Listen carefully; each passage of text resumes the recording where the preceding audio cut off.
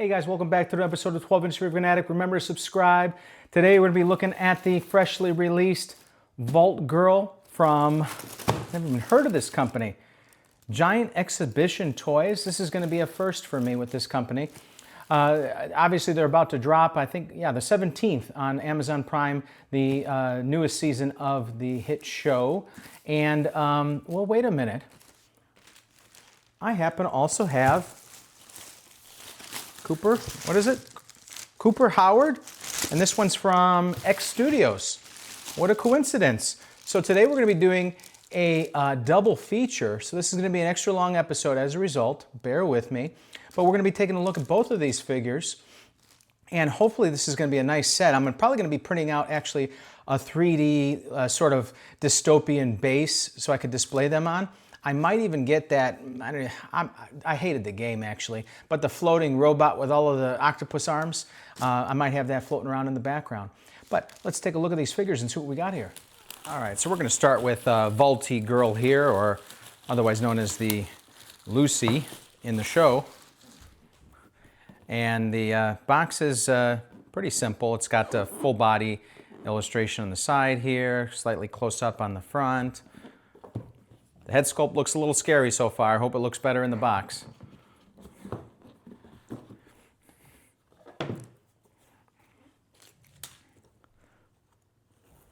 All right, let's see here. Doesn't look like the head's secured well. There we go. Okay, so fortunately the head does look a little bit better in the actual figure. Definitely has her likeness. Lacking slightly though. She's got these two hair strands here as well. And yeah, they're made of plastic, but they're pliable, thank goodness. And so there's a lot of nice intricacies in the outfit. Of course, she's got her her Pip-Boy here. And I'm sure somebody out there is going to make a modification so that the screen illuminates, maybe hollowing out the arm a little bit, and then inserting the battery there, and then having it wired to a small LED. That'd be a nice upgrade here. But otherwise, it's got a nice illustration there of the screen, door breech, and then the little illustration there. And it's got a glossy clear plastic on top of it to give it that screen look. The outfit itself, like I said, good detailing there. Got a variety of different materials it's made up of. It's got a plastic belt here, or the leather-like belt. Hopefully it doesn't fray over time. And then this plastic attachment to it. Gun holster there with a snap closure, and good rotation in the arms. Yep. And in the legs as well. She's got these knee pads that are secured via a buckle in the back. Once again, leather-like material that I worry will fray. Some plastic guards.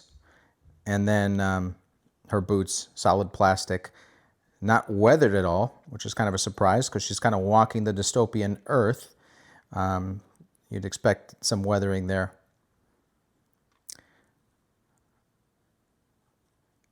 And yeah, nice figure. She's got the gold painted 33. Looks like an iron-on print on the back. That might crack over time. And boy, this head sculpt just doesn't want to stay. And then a zipper closure on the outfit with a weathered, stained tank top underneath.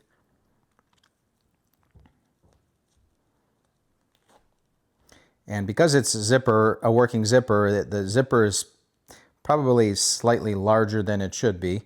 But not really noticeable.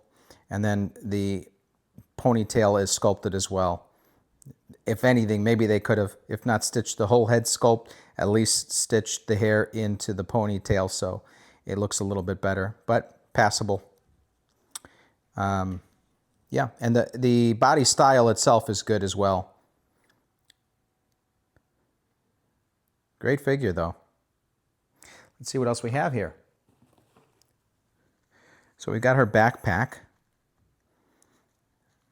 And she's got a piece of material in here that's like the, I guess, the blanket.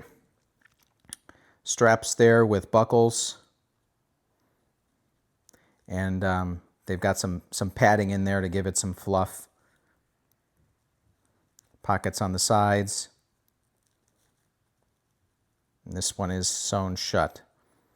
And it has matching 33 on there as well. Nicely done. What is this now? Okay, so it looks like we have a severed in head, and they did stitch the hair on this. Wow, looks like a Beatles bob haircut. And nicely done, though. Look at the detailing on that. The glossed over look in the eyes. So if you watched the first season of the show, this was in there. And then they got the spine bone right there. Nicely done.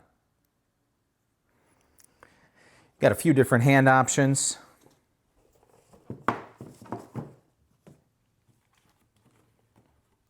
Two different handguns made of plastic. And solid sculpts. Not much to it. Single monochrome color, metallic though, very nicely done as far as the color choice.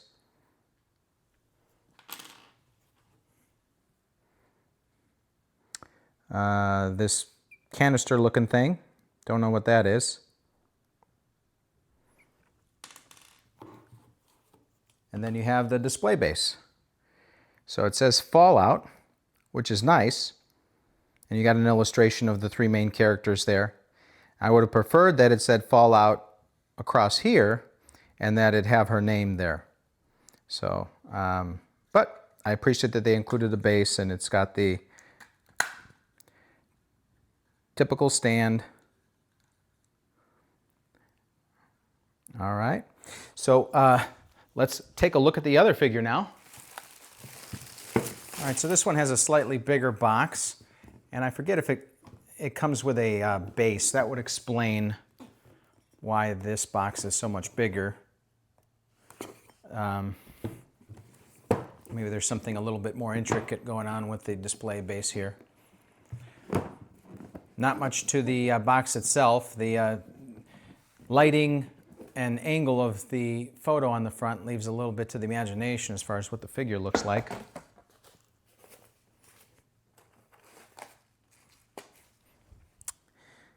All right, so fantastic job on the head sculpt here. Look at that. You even got the vein work on the head and the coloring there, slight bluish color for the veins, and good gloss on the eyes, detailing there. Yeah, interesting they have him smiling. I don't remember him smiling too much in the show. Got his ammo belt here. The materials throughout are nicely weathered. Maybe a little too precise in the stripping of the bottom here. But I like the way they weathered it. Made it look dark on the bottom here. It's wire framed along the edges to give it some sculptability. The shoes are beautifully weathered. He's got the spurs on the back here. It's got some bendability to it, so you don't have to worry too much about it breaking easily. Good posability there. The detailing in the hands is very nice. And this kind of reminds me of the Jack Sparrow figure from Pirates of the Caribbean with all these belts, and very nicely done. Good detailing there. And he's got a holster here And looks like a sheath there for a knife. The vest underneath. And the buckling on the back here. Great so far. Let's take a look at what else we have. So it looks like we have an alternate head sculpt.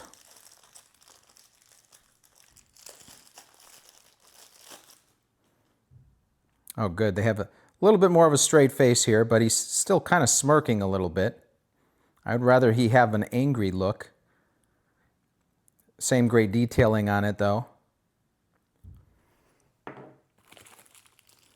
Oh, it looks like a bonus figurine here. And nice upgrade. It's made of metal. It's got some weight to it, too.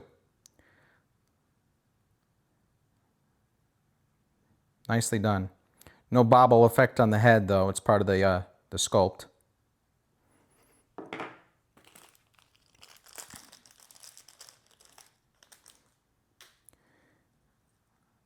Maybe some trinkets that he carries around. Some pieces of human meat, maybe. Can't tell what that would be. Brains. And then some strap to it. I forget. I got to watch the first series again before the new release. I forget what this is. But this is made of metal, which I appreciate. I always appreciate when they make things out of metal, particularly with knives and swords. But this, maybe not necessary, especially considering that, you know, we would hope that the grip holds on appropriately to the hand because it's got some weight to it. We wouldn't want it to fall out of the hand. If there's enough flexibility to the hand, that might be a troublesome feature.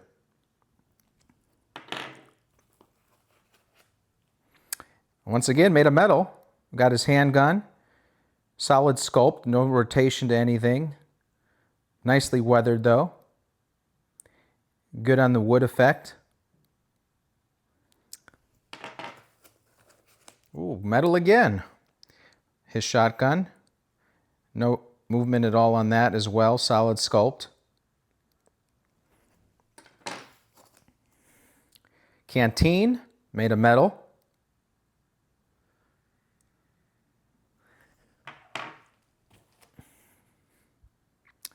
His dagger, made of metal.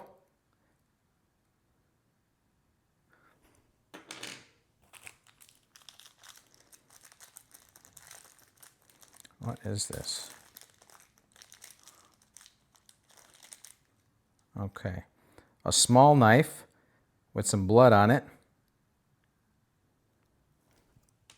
Made of metal. And made of metal again. We've got the Nuka-Cola with the label on it.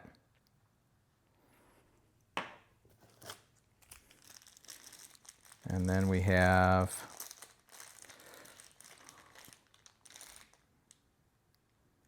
some kind of little canister.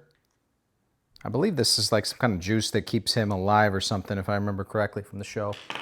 And that's made of metal. So many things made of metal, and I don't think that was necessary. You won't hear me say that often, but maybe too many things made of metal.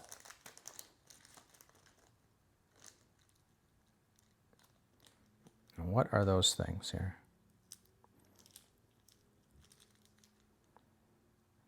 So these are little, looks like vials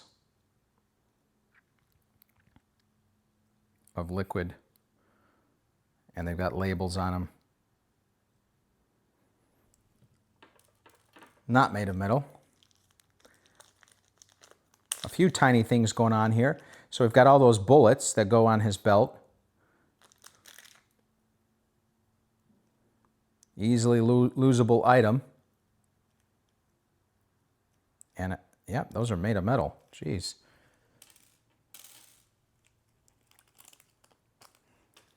And then we have, I'm not even going to take this out, but we have a bunch of the bottle caps from the Nuka-Cola. Metallic red on one side and silver on the bottoms. A few of those there. Then we got a few different hand features I'll take them out since they're hard to see. And you've got some gloved options, and then a thumbs up bare hand. Nicely done on the sculpt and the paint on these hands. Good weathering on the gloves. All right, that it on top? Yep. Underneath we have his hat, and it's a solid plastic sculpt. Got some pliability to it. I would have preferred it was made out of some type of material. And there's no lining on the inside, so you know, you risk maybe scratching up the head sculpt. If they're high quality plastic hats, they sometimes have some felt or suede type lining on the inside, so it's gentler on the head.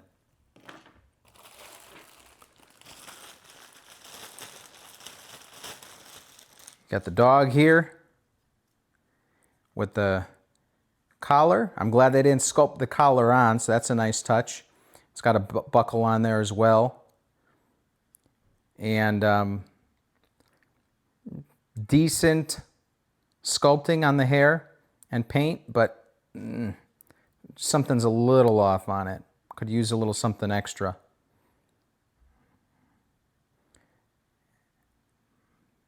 But nice enough.